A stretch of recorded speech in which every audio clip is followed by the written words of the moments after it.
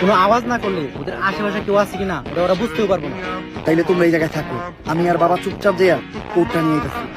বাবা মুখটারে একদমই বন্ধ রাখেন, মনের বলেও কোনো আওয়াজ করেন না। আমরা কিন্তু জম্বিকে জাকের একদম মাঝখানে আসছি, কোনো আওয়াজ পাইলে আমরা পুরোপুরি শেষ।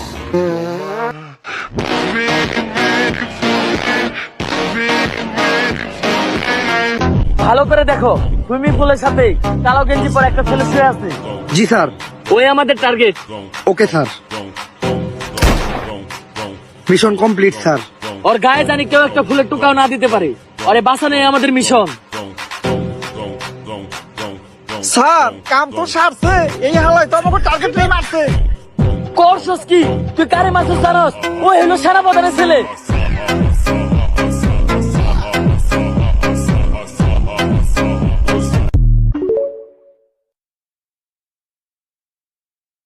পাথর ঘষে আগুন ধরানোটা তেমন বড় কোনো বিষয় না, দুই পাথরে পাথরে সহবাস করাইলে নগদে আগুন ধরে দেবো। এই দেখ,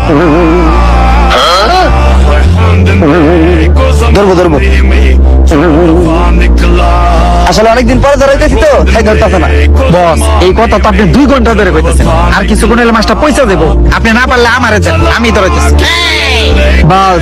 এই নে, ভুলে বেলা একটা মাছ ধরে লাইছিস দেখা এই আগুন তুই ধরাইতে পারবি না। আগুন ধরানোটা ছেলে খেলা না, এর লেগে অনেক ট্রেনিং এর প্রয়োজন আছে।